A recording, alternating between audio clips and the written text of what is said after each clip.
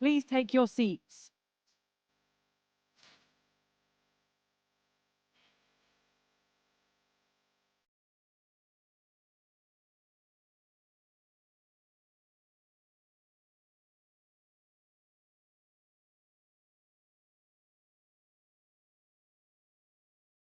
Please take your seats.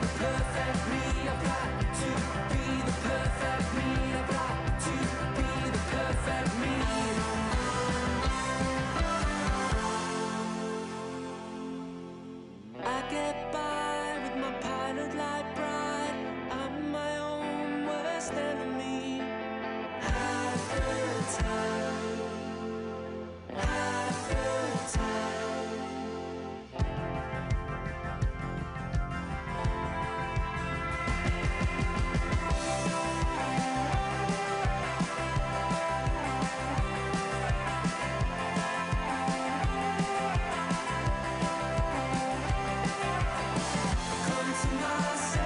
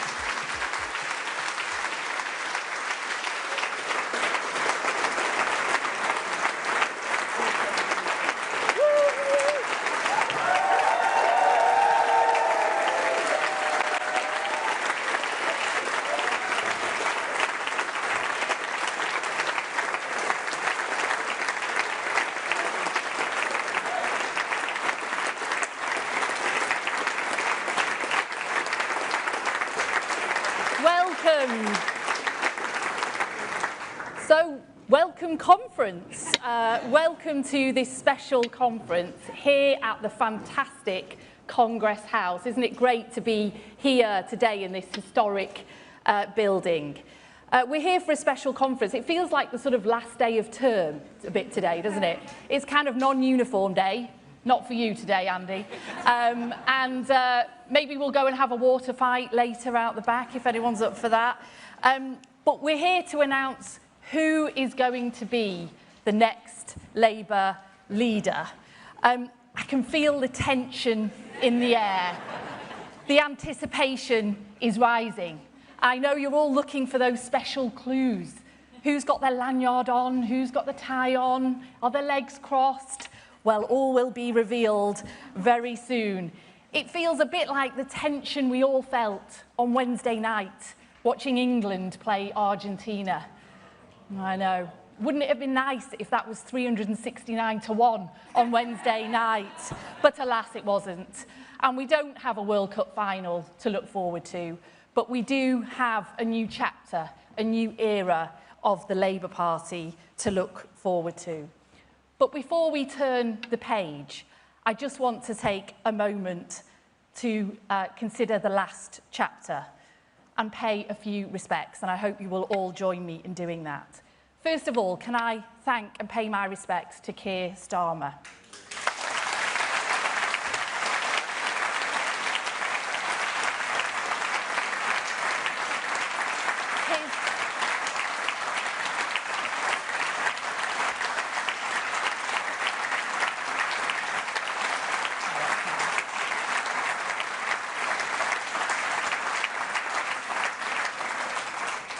That's really nice. And his legacy will be of the guy who helped save the Labour Party. He took us from that historic defeat and just 4 years later took us to that historic election victory. And we thank him for that. And that meant that we had a really strong Labour government that was able to deliver on our Labour values. And he, under his leadership, he did just that. Lifting 500,000 children out of poverty, real wages rising and interest rates falling, restoring Britain's standing around the world as a force for good and change, ending no-fault evictions, rail back into public ownership and giving our mayors powers over buses, of which I'm sure we'll hear more about, day one rights to sick pay, and finally ending 0 hours contracts. And just this week, Hillsborough Law. What a moment that was. And finally, ending the hereditary principle in the House of Lords. That is just to name a few.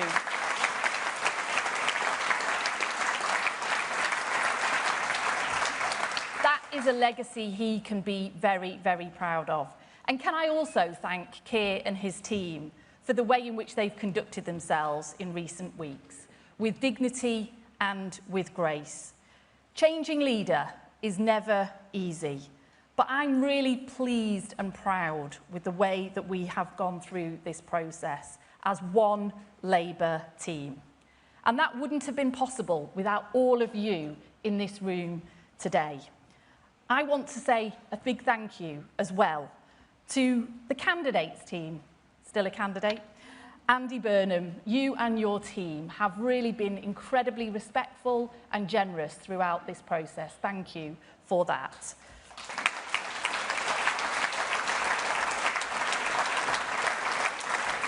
And thank you to all the Labour Party roll holders, the elected representatives, our trade union colleagues for helping to steer this ship into steadier waters. Thank you for that too. But most of all, can I thank our fantastic General Secretary, Holly Ridley, and all the Labour staff around the country.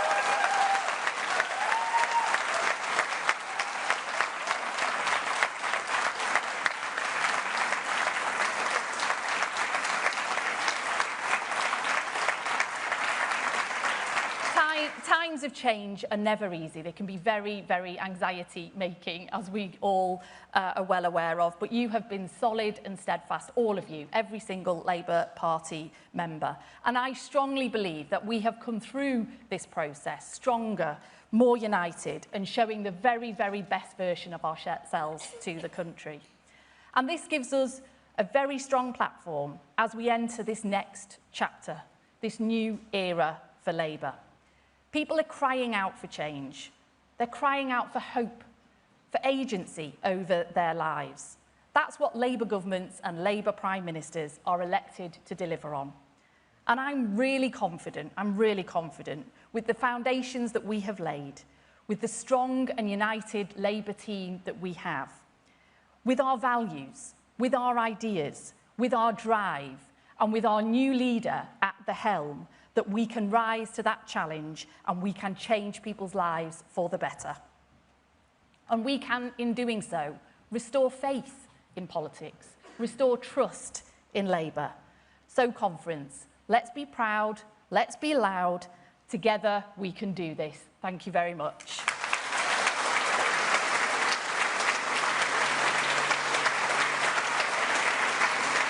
So now, without further ado, can I introduce our returning officer and our fantastic General Secretary, Holly Ridley. Thank you. Thank you so much. That was brilliant. Well done.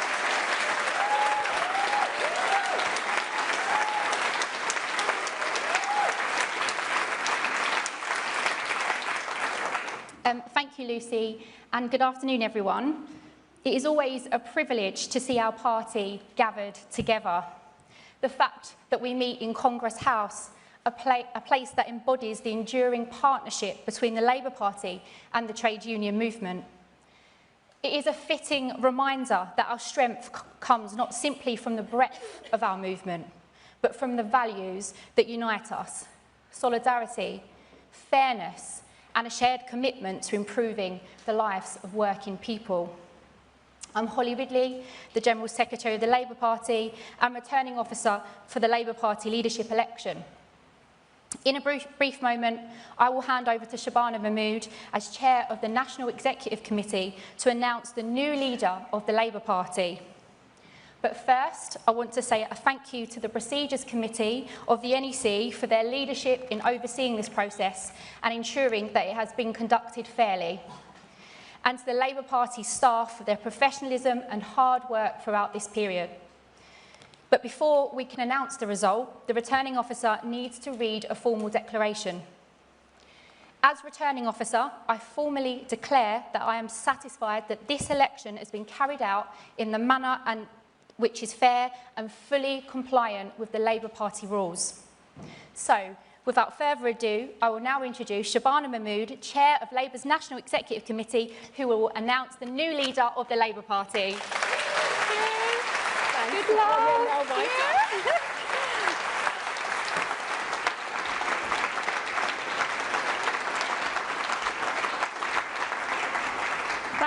Thank you very much, Holly.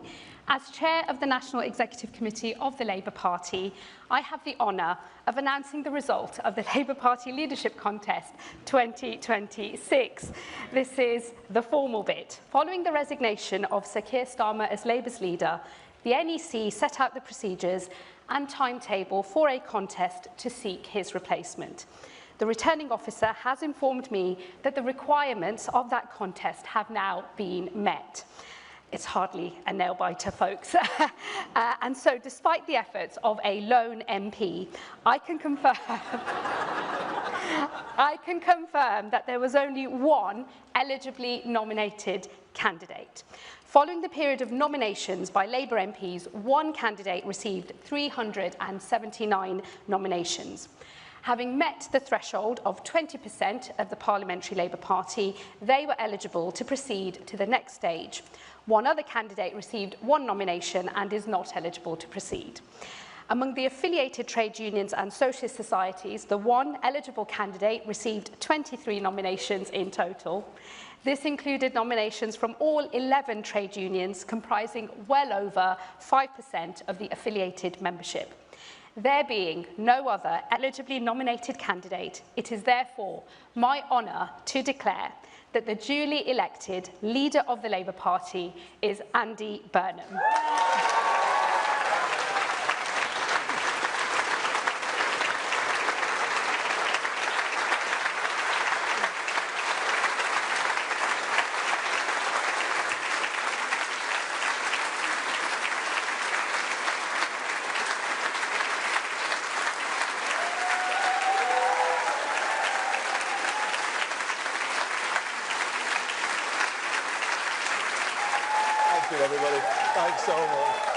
Thank you. Thank you, everyone.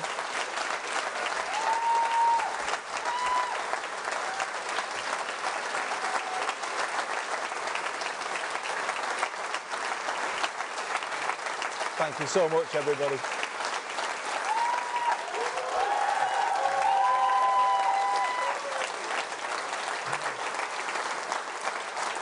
Thank you very much.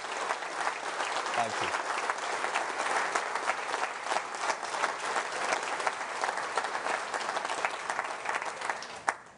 Thank you so much, friends. What a moment. And what backing you've given me. All our affiliated trade unions, all our socialist societies, 379 of our MPs, and I don't need to say commiserations to Catherine West, because she backed me too. Thanks, Catherine. All of them heard the call from the people of Makerfield on behalf of forgotten places everywhere up and down this country for a return of the Labour they once knew. And now we answer that call. We will be that version of Labour again. We are united today, as Holly said, as Lucy said and Shabana said, and thank you so much for your words. We are united, and we put the power that comes from that unity at the service of people and places who have been waiting too long for politics to let them hope again. And that's what we're going to do, everybody. We're going to give them hope back. This is a proud moment you have given me and my family today, and an emotional one. But it is one for which I am ready. I am ready. Ready to lead and to build on the foundation laid by one person more than any other. Under Keir Starmer's leadership, we went from our worst defeat to one of the best victories in our history. Keir put Labour back in a position to change people's lives, and that is what we have been doing these last 2 years. New rights for workers and for renters. NHS waiting lists falling for the first time in years. In fact, since I was Health Secretary, I think, so well done, Wes. Rail back under public control. Britain's reputation rebuilt on the world stage. And as Lucy said, just this week, the biggest rebalancing of the scales of justice this country has ever seen. Today we thank Keir for his service to our party and to our country.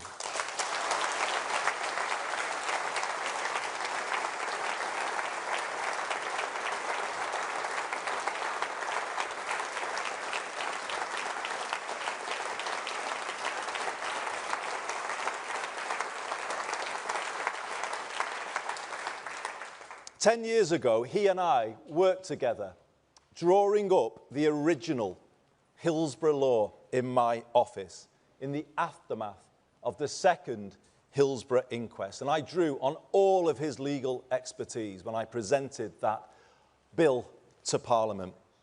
To be in Parliament on Tuesday, when Keir delivered on his promise to the Hillsborough families and all of the other campaigners who were part of the Hillsborough Law Now campaign, a promise to end the cover-up culture in this country, to pass power from the authorities to ordinary people, and to prevent anyone in future going through what the Hillsborough families did.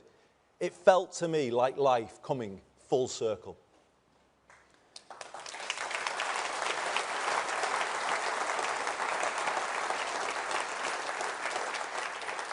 My journey to this stage today began in earnest at Anfield in April 2009.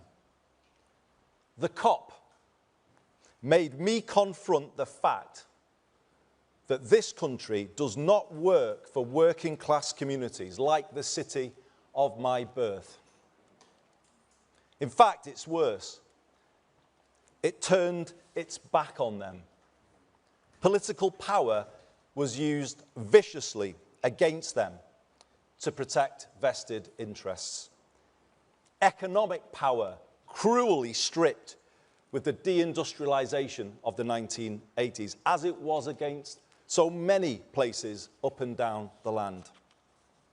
And let us never forget, these are the very same places that built this labour movement, this trade union movement where we are today, Paul. Those are the places, but they were the places that were done down.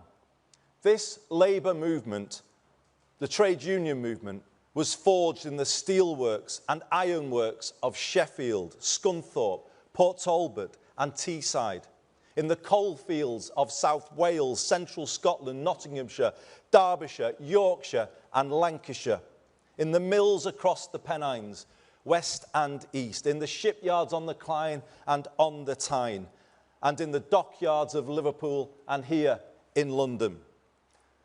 The people of these proud places made labour. But we have to ask ourselves, just as I had to ask myself at Anfield that day, have we been good enough for them? Change starts with honesty. We must recognise that this generation of politicians, myself included, have failed to challenge a political culture and an economic model that simply doesn't work well enough for ordinary people. 4 decades of the neoliberalism that began in the 1980s have not been kind to the places that built our party, nor to the communities across the UK in rural and coastal areas. So we pledge today to them to be better. And as I accept the honour of leading this party forward, I will tell you about 5 things I will do to make us so, to make us better. First, I will work relentlessly to build a culture of one Labour team, because change starts with us.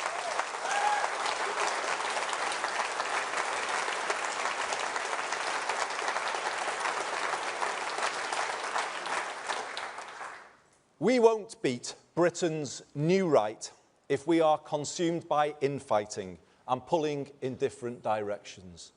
That is, and always has been, an indulgence that falls heaviest on the people who need Labour most. Fighting to eradicate it and the insidious briefing culture that goes along with it will characterise my leadership. In future, when a Burnhamite walks into a bar, as many Burnhamites are known to do, talking about you, Kevin.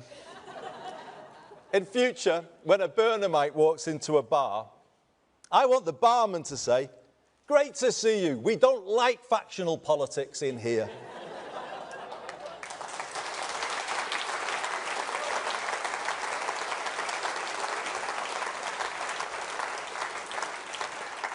Now, you might know, and your reaction suggests so, there's a different version of that joke told by people who put internal politics before anything else. But here's the truth. Their factionalism has bedeviled us. Today we move beyond it. I have supported all our Labour leaders in my lifetime because I believe a united Labour Party and Labour movement is the best hope for our country. And I know you believe that too, as do our members up and down the land.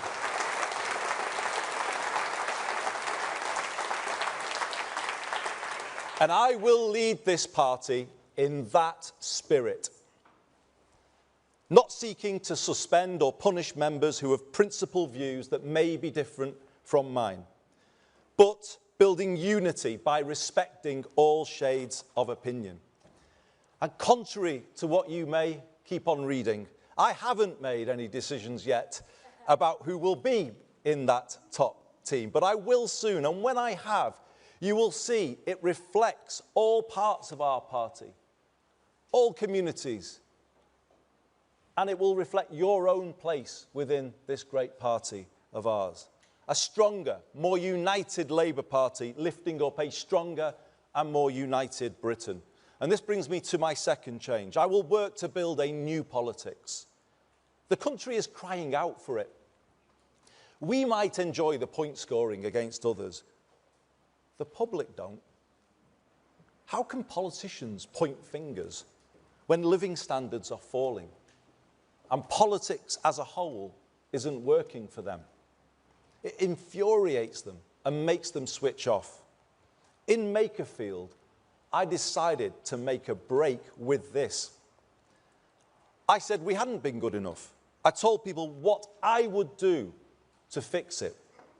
You know what? People started to listen again. They gave us a fair hearing, as the great British public always do. And then another chance. But let's be honest, everybody, this is a last chance to change, and we must take it together, united together.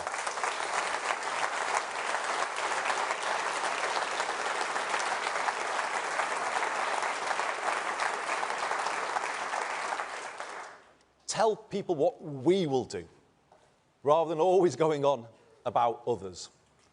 And if we do more of that, let's see if we can get the ear of the country as well, not just Makerfield.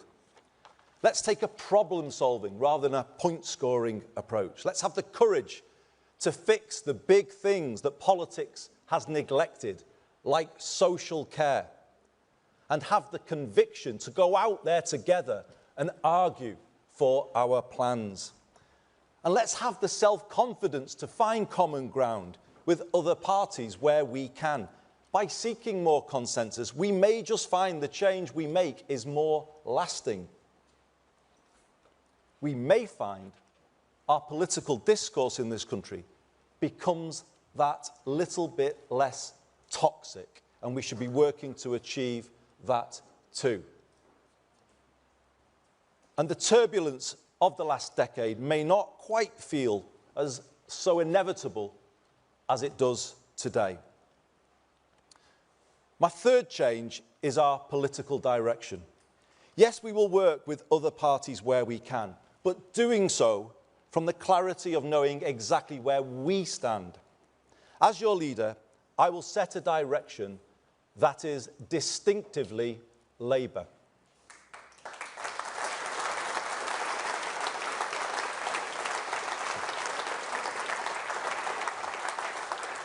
We won't try to out-green the Greens or out-reform reform, or doing what we've done in the past of wearing too many Tory clothes. Let me tell you, I'm quite happy that Kemi doesn't approve of my wardrobe choices, because I'm not keen on theirs either. From here, we do it differently. We win by being us. Boldly,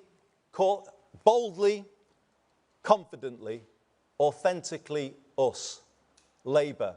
That's how we win. I want people to understand the thinking behind the political direction I set, so people can see the decisions we take and the reasons why. I am clear, Britain took a series of wrong turns in the 1980s. Political power was centralised and economic power was privatised. The country surrendered control of the essentials: housing, water, energy, transport, and left people exposed to higher costs.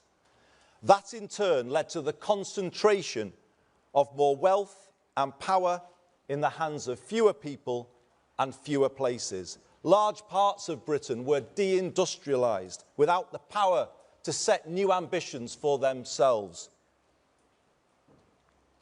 Proud British towns, now a shadow of what they once were, and high streets in decline, so common up and down the country.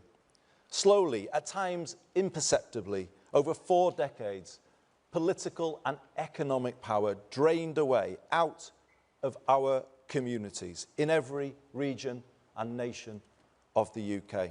If local places don't control something as basic as a bus service, how can they connect people to opportunity?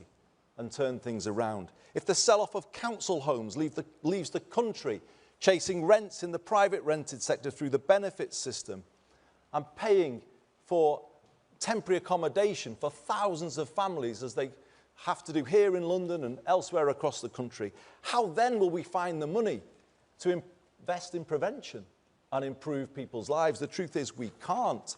And if we don't have sufficient public control over the cost of the essentials, how can we have control over inflation, public spending, and the rest of the economy? The right used the phrase, take back control, but they are the ones who gave it away in the first place.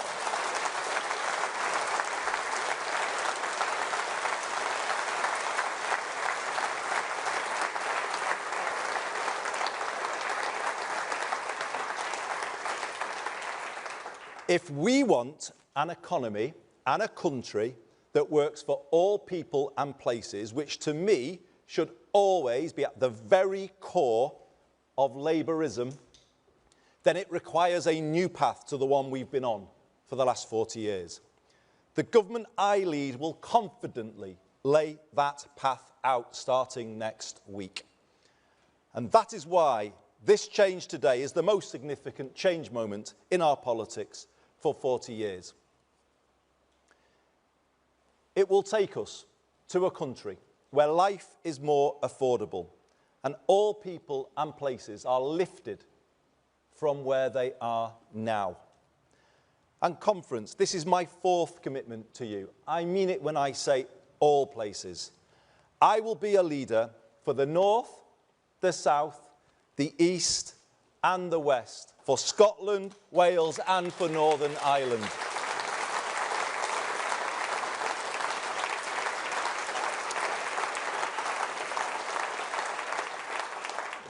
Yes, the north of England has given me so much, everything, in fact.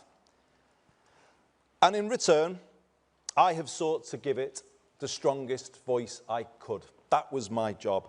But now I do the same for everywhere. Because I see the same challenges everywhere I look. The same challenges can be found in the southwest as the northwest, or in East Anglia as the northeast. And this is the moment to speak for all parts of the country and unite people in a common cause. I love every part of this country. I love all the different accents, all of the different traditions, some of the football clubs. But no, I love every part of it. But I also know they can all be more than they are. And that's what kind of drives me in politics, the kind of feeling that they should be more than they are. The feeling that kids shouldn't have to leave those places, those proud places, to get on in life. We should make them more than they are, help them take power to be more than they are. And this brings me to my fifth and final promise. We will take power back from Westminster and Whitehall and give it to the place where you live.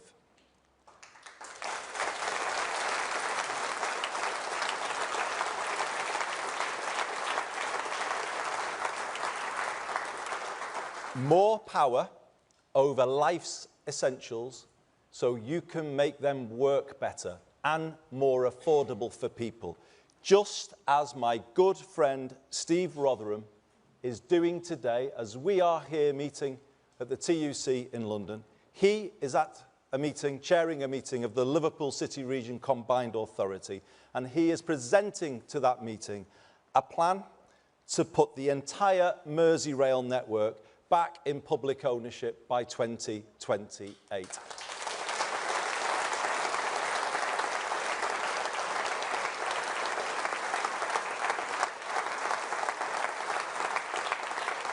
A plan to cut fares, make trains run on time, and a railway run in the interests of the passengers, not shareholders. We want to give your area more power to build the council and social homes that you desperately need for those families I was talking about a moment ago. More power to improve your high street, backing local businesses, such as the pubs and the shops that bring them to life. And make no mistake, everybody, I will be a pro-business leader of the Labour Party, as I was a pro-business mayor of Greater Manchester. We turn places round together, and that is the way we ran in Manchester, and we will take to the whole country. And as part of that, more power to reindustrialise and to build an education system based on parity between academic and technical education, to give every young person growing up in different parts of the country a path in life to university or to a work placement, to apprenticeship and into a good job. Hope for every young person is what we are going to be about. And this is it. When you add all of that together, a plan to give people more power, to bring back the hope we have all been missing too much, and people are looking for us to deliver, and we will. So, everybody, you're here and you're sharing this moment with me. Thank you so much for being with me. I've had a long journey through politics to get to this moment, as you all know, because so many of you in here and so many others watching this on television know what they did to help me along my way and knock me into shape as they needed to do. I want to, if I may, just single out three. I was his parliamentary private secretary in my first experience of the front bench, but he has been the truest mentor to me in the decades since, and it's just wonderful to be with you, Lord Blunkett, David, on this special day.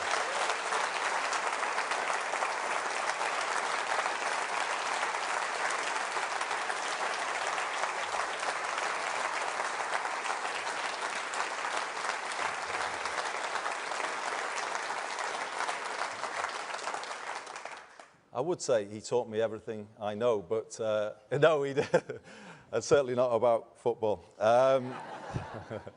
But it is wonderful to have you at this moment with me, David. Can I also say to Dame Margaret Beckett, you were a wonderful friend to me and guide throughout my time in the cabinet. You were always there for me to give me that nudge that I needed. And similarly, as with David, I am so proud, honoured that you are with us today.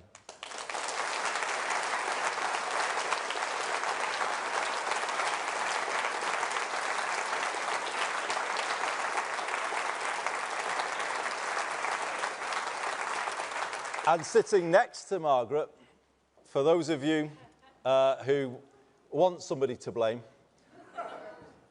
he is the man you can hold to account. He is the man that fired up a young Andy Burnham in the northwest of England in the mid-1980s with rhetoric of the kind that remains unmatched, I would say, in modern politics. It has always been something that I treasure, to get a message from him with his advice and the care and the thought he puts into those messages. They mean everything to me. I would not be standing here. I would not have joined this great party of ours in 1985 had it not been for the legend that is Neil Kinnock. It's absolutely brilliant to have you with us today.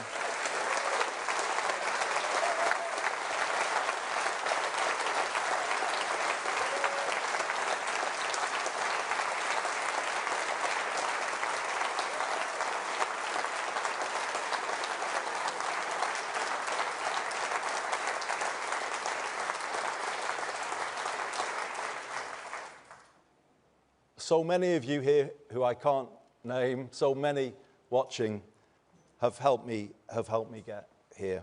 I haven't done it alone. I haven't got everything right, and I'm sorry where I've fallen short. But I have always given it my all. and I always will.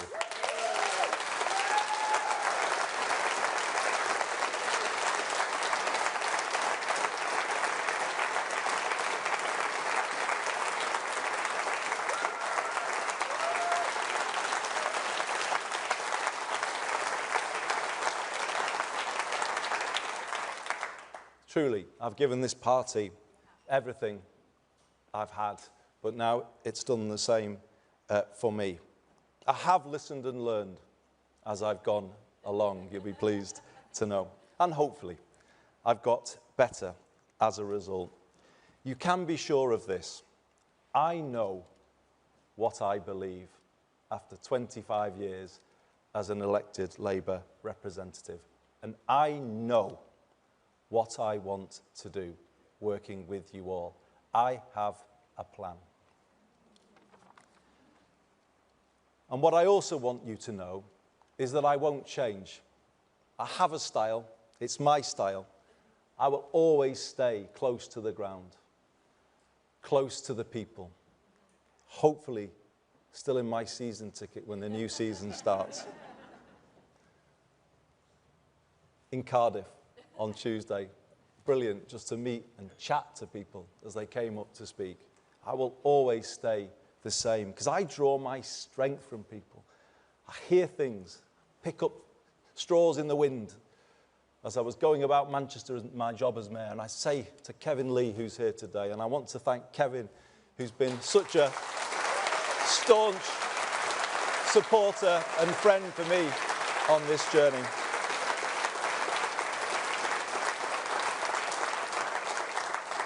I would bring a little idea from Greg's or the pub or wherever, and he'd say, well, this is hardly from a think tank, and what am I meant to do with this? But that's how we did it, just to be close and listen, and that's what I'll do. I'll be out and about in August in all parts of the UK, definitely in the south, and I'm off to Gravesend later to show I'm for the south too.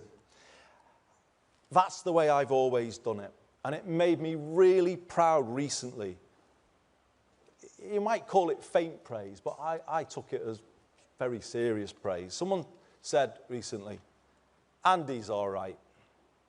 He's for us. I was so proud of that I made it my slogan in Makerfield. I am for us, for all of us.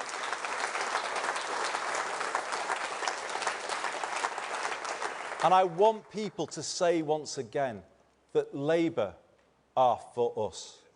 I want that to just fall off people's tongues, and we can do it. We can be that party, the party that puts more power in people's hands, drives good growth in every postcode, and puts hope in every heart, that gets the country pulling together again and moves beyond the divisions of recent years. All people and all places, public and private sectors, in a new sense of unity and common cause. That's my mission as your new leader, to bring back hope. I believe in all of you, and I am confident we can do it. Thank you very much, everyone.